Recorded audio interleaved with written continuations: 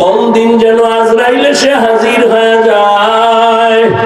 ওরে তুই যখন রাতে বিছানায় গানের তার লাগা গান শুনো আর মোবাইলে জেনা করতে থাকো, আর এই অবস্থায় যদি আজরাইল এসে ঘরে হাজির হয়, আজরাইল যদি দেখে তোর কানে গানের তার লাগানো, বল আমার মাওলার দরবারে কেমনে হাজিরা দিবা, আমার মাওলার কাছে কেমনে দাঁড়াইবা? এখনো সময় আছে, তওবা করো, আমার মাওলার কাছে তওবা করো, মনে মনে আমার আল্লাহকে ডাকো আর বলো, হে দয়ার মালিক, জীবনে আর নামাজ ছাড়বো না, জীবনে তো কম দাড়ি কাটি নাই, বেপরদায় কম চলি নাই, আজকে থেকে জেনারেল লাইনে থাকলেও নামাজ ছাড়বো না, মা বাবার দোয়া নিয়ে, শিক্ষকের দোয়া নিয়ে, উলামায়ে কেরামের দোয়া পরামর্শ নিয়ে নবীর তরিকা মেনে চলবো। জীবনে তো কম নামাজ ছাড়লা না, এখন পায়ে ধরে বলছি তওবা করে নাও। নাম ছাড়া উপায় নাই। তাবলীগ ভালো না খারাপ? তুমি বিরোধিতা করো কেন? তোমার অন্তর খারাপ। এত হাজার মানুষের সামনে একজনে দাঁড়ায় বল, বাংলাদেশের মধ্যে চরমনায়ের দ্বারা ইসলামের এবং মুসলমানের কি ক্ষতি হয়েছে বলো? সোজা পেঁচগোছ নাই। আমি কোন দলের দালালি করি না, খবরদার, খুব বুঝে শুনে কথা বলো। আর যদি কারো সাহস থাকে, আমি আসছি, আমার সামনে আসো, আসো, তোমার জন্য কি আছে তোমার অন্তরে, আসো আমার সামনে এসে বলো। পিছনে পিছনে গুনাহ করো কেন? আল্লাহর ভয় নেই? এদেশে তাবলীগের দ্বারা ইসলামের কি ক্ষতি হয়েছে বলো? হয় নাই? আচ্ছা, কওমি মাদ্রাসার দ্বারা কিছু ক্ষতি হয়েছে? সত্য কথাটা বলো। তুমি মানো আর না মানো, সত্য কথাটা সাক্ষী দাও। কওমির দ্বারা ক্ষতি হয়েছে কি বলেন না কেন? কওমিওয়ালা, তাবলীগওয়ালা, চরমনায়ের কারণে কোনো ক্ষতি হয়েছে নি? পীর মাশায়েখ যারা হক উজানি, বাহাদুর গুরেদের দ্বারা ক্ষতি হয়েছে নি? তাহলে কেন তুমি চরমনায়ের পিছনে কথা বলো? কেন তাবলীগের পিছনে বলো, কওমির পিছনে বলো? বুঝা গেল সরকার যা পারে নাই, কোটি কোটি টাকা ব্যয় করে লেখাপড়া শিখে আর্মি দেয়া, পুলিশ বানাইছে সরকার, বিনা টাকায় অস্ত্র দিছে, সন্ত্রাসী বন্ধ করো, অশান্তি দূর করো, বিশৃঙ্খলা দূর করো, নেশাগুলো বন্ধ করে দাও। আর্মিরা, বিডিআর, পুলিশ গোষ্ঠী শুদ্ধা কাজ করতে করতে করতে করতে এখনো পর্যন্ত তারা পূর্ণ সফলতা অর্জন করতে পারে নাই। কিন্তু এই মানুষগুলো খুব খেয়াল করে, বাবা আমি কোনো পক্ষ না, আমার ভুল ধরায় আমি এখন কানে ধরে তওবা করব। আমি চরমনায়ের দালালি করি না, তাবলীগেরও দালালি করি না। মদিনার আদর্শে, কোরআন সুন্নাহ অনুযায়ী যে চলবে সে আমার কলিজার মুরব্বি, সে আমার আপন বন্ধু। সোজা কথা, কোনো পেশ নেই। আর যে রাসূলের আদর্শের বাইরে, সে আল্লাহর দুশমন, আমারও দুশমন। এই লক্ষ লক্ষ লক্ষ লক্ষ বাংলাদেশের জেনারেল লাইনের মানুষেরা তাবলীগের ছোঁয়া পাইয়া, চরমনাই উজানির ছোঁয়া পাইয়া, দেওবন্দীদের ছোঁয়া পাইয়া আজকে দাড়িওয়ালা, টুপিওয়ালা, সন্ত্রাসী কর্মকাণ্ড বাদ দিয়া হাতে তাসবিহ, নামাজ আর পাগড়ি কি বানায় বলতেছি। তুমি বিরোধিতা করো কেন? ভাই, তোমার বিরোধিতা একটা লাভ আছে আমাদের, তোমার না। যত বিরোধিতা করো, জোয়ারের পানিতে যত বাদ দেয়, পানির শক্তি কমে না বাড়ে? ঠিক তোমার বিরোধিতার কারণে দেশে তাবলীগ আরো বেড়ে যাবে, কওমি মাদ্রাসা আরো বেড়ে যাবে। আমি তো ঘোষণা দিছি, বাংলাদেশের প্রত্যেকটা ঘর হবে এক সময় কওমি মাদ্রাসা। কেন হবে? ওদের বাধার কারণে। ওরা বাধা না দিলে এত বাড়তো না। আর এটা কিন্তু নতুন তাবিজ না, এই পুরান তাবিজ।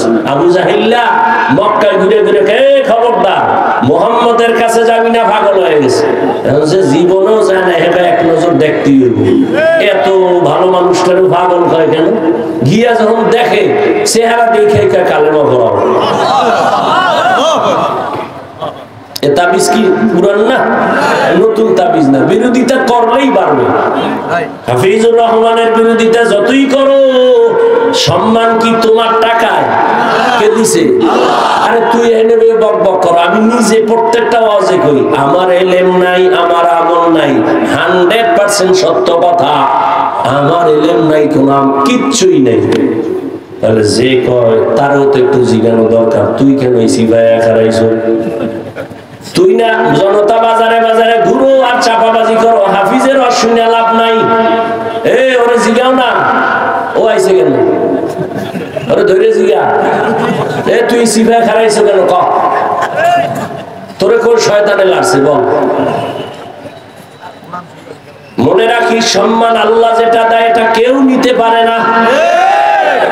এই বিউটি পার্লারের সৌন্দর্য দিয়া নানা কাটা ভরি হয়ে গেছে। একজনে কয় কোটি টাকা দিল আমি এটা ছাড়া বিয়ে করুন, ডানা কাটা ভরি। বিউটি পার্লারের সৌন্দর্য দেখে পাগল হয়ে যখন বাসায় নিছি, পানি দিয়ে গোসল করার পরে দেখে জাম কালা। হায় হায় কপাল খারাপ, কি দেখা কি করলাম। মনে করছিলাম এটা তো আকাশের চাঁদ, এখন ফাইলার তলি। আরে যুবক, দুনিয়ার রং তামাশা দেখা, বাড়ি গাড়ি দেখা পাগল হইও না। আল্লাহর দেওয়া সৌন্দর্য আসল, আল্লাহর দেওয়া সম্মানের উপর আঙ্গুল তুলবা না, নিজে ওই পরিমাণ জায়গায় যাওয়ার চেষ্টা চালাও।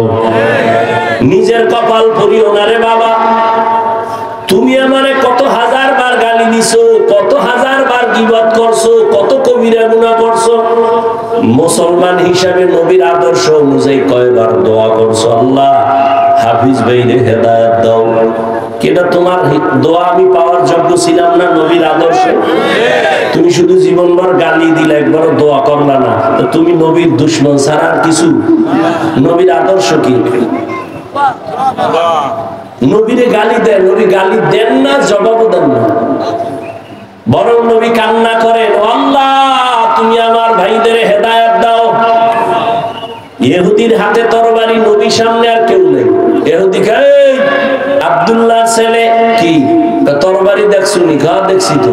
এখন যদি তোর কল্লার উপরে মারি তো মারবি, ফিরাইবে কে? নবী কয় আমার আল্লাহ।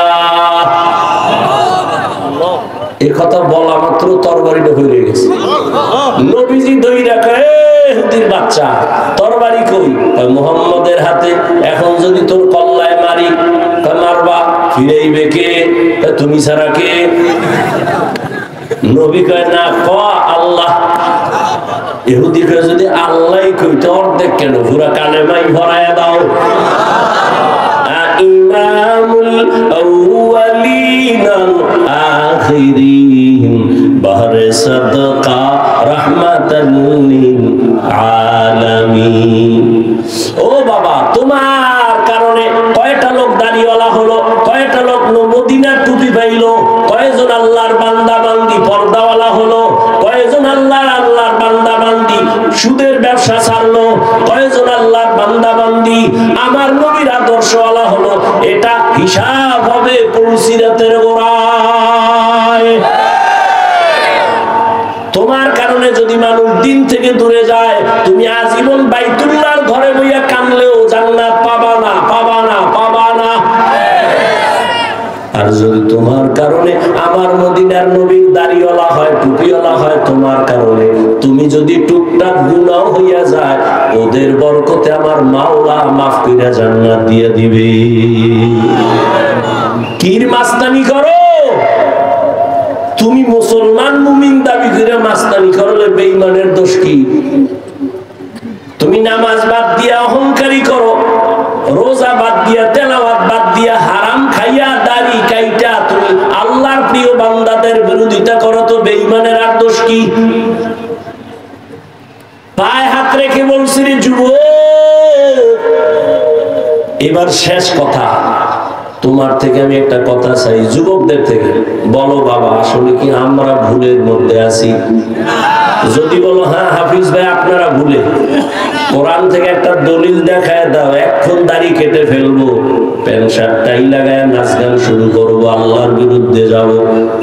আর যদি বলো না হাফিজ ভাই আপনারাই কোরআন হাদিসের লাইনে আছেন, আলহামদুলিল্লাহ, আমরা শয়তানের ধোকায় পইরা নামাজ রোজা বাদ দিয়ে আমরা ভুলে আছি, তাহলে আমি তোমাকে গালি দিব না, বরং বিনয়ের সাথে বলবো পা দুটো তুমি যদি আগাইয়া দাও, আমি নিচে আইসা তোমার পাও ধরে বলবো আর দাড়ি কাটিয়ে আমার নবীরে কষ্ট দিও না, নামাজ বাদ দিয়ে আমার আল্লাহকে আর বেজার করিও না। কোন দিন যেন আজরাইল এসে হাজির হয়ে যায়। ওরে তুই যখন রাতে বিছানায় গানের তার লাগা গান শুনো আর মোবাইলে জেনা করতে থাকো, আর এই অবস্থায় যদি আজরাইল এসে ঘরে হাজির হয়, আজরাইল যদি দেখে তোর কানে গানের তার লাগানো, বল আমার মাওলার দরবারে কেমনে হাজিরা দিবা, আমার মাওলার কাছে কেমনে দাঁড়াইবা? এখনো সময় আছে, তওবা করো, আমার মাওলার কাছে তওবা করো, মনে মনে আমার আল্লাহকে ডাকো আর বলো হে দয়ার মালিক, জীবনে আর নামাজ ছাড়বো না, জীবনে তো কম দাড়ি কাটি নাই, বেপরদায় কম চলি নাই, আজকে থেকে জেনারেল লাইনে থাকলেও নামাজ ছাড়বো না, মা বাবার দোয়া নিয়ে, শিক্ষকের দোয়া নিয়ে, উলামায়ে কেরামের দোয়া পরামর্শ নিয়ে নবীর তরিকা মেনে চলবো। জীবনে তো কম নামাজ ছাড়লা না, এখন পায়ে ধরে বলছি তওবা করে নাও। চাকরি করো, ব্যবসা করো, নবীর তরিকার বাইরে যাবা না, আল্লাহর কাছে মনে মনে বলতে থাকো তওবার নিয়তে, হে আল্লাহ জীবনে যত গুনাহ করেছি তওবা করলাম, আর গুনাহ করব না, মা বাবাকে কষ্ট দিব না, শিক্ষকের সাথে বেয়াদবি করব না, উলামায়ে কেরামের দোয়া নিয়া, নবীজির তরিকার মানিয়া, মা বাবার দোয়া নিয়া, শিক্ষকের দোয়া, উলামায়ে কেরামের পরামর্শ নিয়া 5 বেলার নামাজ পড়ব, আদব নিয়ে চলবো, নবীর সুন্নাত অনুযায়ী চলবো। তওবা করার মতো যদি নিয়ত হয়, মুনাফিকি যদি অন্তরে না থাকে, তওবার নিয়ত যাদের আছে দুটো হাত আমার আল্লাহকে দেখাইয়া দাও, আয় আল্লাহ হাতগুলো কবুল করে নেন, তওবা কবুল করে নেন, আয় আল্লাহ তওবার উপরে মজবুত হইয়া চলার তৌফিক দান করেন। ও আল্লাহ পাক আমাদের গুনাহের প্রতি ঘৃণা জমায় দেন, আয় আল্লাহ শয়তানের ধোঁকা থেকে বাঁচাইয়া আমাদের কবুল করেন, আমিন। ও আমার যুবক বাবার, আমি কিন্তু একবারও বলি না, একটু আগেও বলছি আবারও বলি, আমি তোমাকে কিন্তু বলি না স্কুল কলেজ বাদ দিয়া মাদ্রাসায় যাও, আমি একবারও বলি না, এখনো আবার বলছি, আমি বলি না তুমি হুজুর হও, তুমি পাগড়ি লাগাও, তসবিহ লাগাও, তুমি সারা রাত যায় নামাজে কাটাও, সারা দিন রোজা রাখো, বলি নাই। আমি আবারও বলতেছি তুমি তাবলীগে যাও না যাও তোমার ইখতিয়ার, তুমি পীরের কাছে যাও না যাও ইখতিয়ার, তবে অনুরোধ করি আমার আল্লাহকে বেজার করিও না, নামাজ বাদ দিও না, দাড়ি কাটিও না, মা বাবার দোয়া নিয়ে পর্দায় থাকো, মা বাবার দোয়া নিয়ে চলো, শিক্ষকের দোয়া নিয়ে, উলামায়ে কেরামের পরামর্শে তুমি চলো, দেখবা ডাক্তার হলেও সম্মান বেড়ে যাবে, ইঞ্জিনিয়ার হলেও সফলতা আসবে। মা বাবার দোয়া থাকলে, শিক্ষকের দোয়া যদি নিতে পারো, উলামায়ে কেরামের পরামর্শে যদি চলতে পারো, ইঞ্জিনিয়ার হলেও তোমার মর্যাদা বেড়ে যাবে। ইমামুল আউয়ালিন আল আখিরিন বাহরে সাদকা রাহমাতাল লিল আলামিন সাইয়্যিদুল কাউনাইন খাতমুল মুরসালিন আখিরা মাবুদে ফখরুল আউয়ালিন। আর কয়দিন দাড়ি কাটলে তোমার আশা মিটবে, তারপরে তওবা করবা। এবং এই কথাটা আমাকে বলো যুবকেরা, তোমার হায়াতের বাকি আছে কতদিন? 20 বছর? শুনে রাখ, চোখের সামনে দেখলাম শুধু ইদানিং কালে যুবক যুবক সুস্থ এবং যুবকের লাশ, অসুস্থরা কম মরে ইদানিং কালে। ডাক্তার বলছে অসুস্থ রোগীর কোনো চিকিৎসা নাই, যা মনে চায় খাওয়াও। সেই অসুস্থ রোগীটা লাঠি হাতে নিয়ে এখনো হাঁটে, সুস্থতার সামনে মানুষটা মরে গেছে চোখের সামনে। করোনার ভিতরে নজর কর, যুবকের লাশ, যুবকের লাশ, যুবকের লাশ। ছাত্র জনতার বৈষম্য বিরোধী আন্দোলনে যুবকের লাশ আর লাশ। ডেঙ্গুর ভিতরে যুবকের লাশ, পানির নিচে যুবকের লাশ, গাড়ির নিচে যুবকের লাশ, ঘুমের বিছানায় যুবকের লাশ। কয়দিন আর বাঁচবি রে যুবক?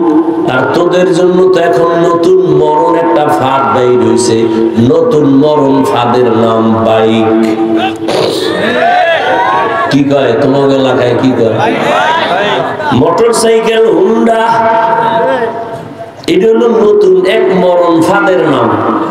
এখানে উঠলেই তো শরীরে শুধু আগুন জ্বলে, আর পেছনে যদি কোনো বিপরীত পাশ থাকে তো আরো আগুন। 10টার সময় ঘুম থেকে উঠে আম্মু একটু চরপেশনে যাব। কেন? আমার এক বন্ধুর সাথে মোলাকাত। কত সময় লাগবে? তা মা 1 ঘন্টার মধ্যে চলে আসবো। বাইকে উঠে একটা দৌড় মারছে। কি এর শীত মিট, গরম হয়ে গেছে শরীর, চাদর মাদুর ফালায় দিয়ে এমন টান মারছে। 1 ঘন্টা 2 ঘন্টা পরে মা এখনো আয় না কেন? মায়ের অন্তরে বাড়ি মারছে। টেলিফোন করলো, ছেলের মোবাইল কেউ ধরে না, রিসিভ হয় না, রিং হয়। দীর্ঘ টাইম পরে কে যেন রিসিভ করে, কয় কে তুমি? বলে মোবাইল ওয়ালার মা। কয় মোবাইল ওয়ালার বাবা আসেনি? আছে, দাও। দৌড়ায় কয় দেখো তোমার ছেলের মোবাইলটা কে জানি রিসিভ করো, ধরো। ধৈরেই কয় কে তুমি? বলে আমি মোবাইল ওয়ালার বাবা। বাড়ি কই? বলে জনতা বাজারের একটু পাশে। তাড়াতাড়ি দৌড়াও, ছেলের লাশটা নিয়ে যাও। গাড়ির সাথে ধাক্কা লাইগা বাইকের জায়গায় তোমার লাশ রাস্তার পাশে, আর এক জায়গায় রক্তক্ষরণ হচ্ছে, দ্রুত আসো। এরকম হয় না? কম না বেশি? তারও চালা। নিমক হারাম কি আর গায়ে লেখা থাকে? আরো আকাঙ্ক্ষ। আল্লাহ হেদায়েত দান করুন। ও যুবক বাবারা, এবারে হিসাব শেষের দিকে মিলাও।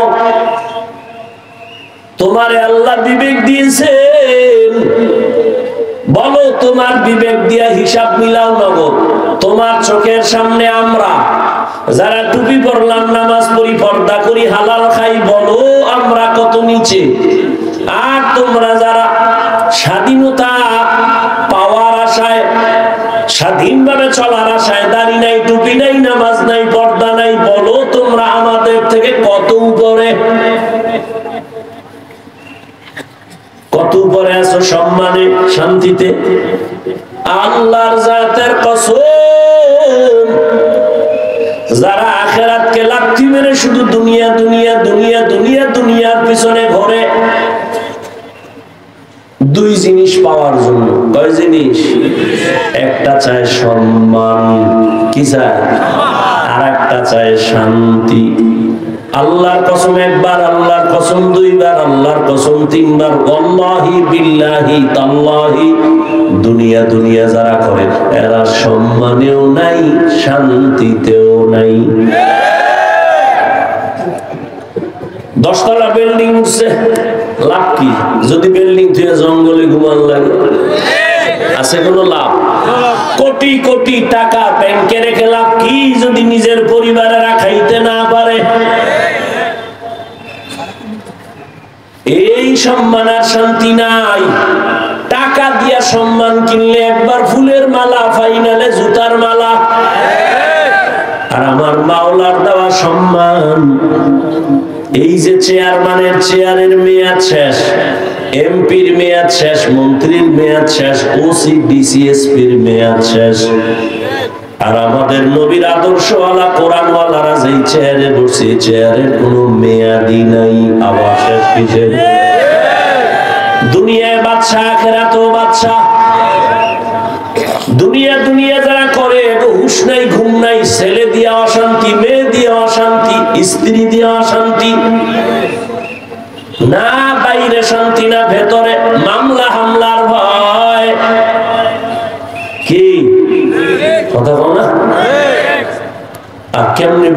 ওলামায়ে কেরামের কোনো টেনশন আসেনি।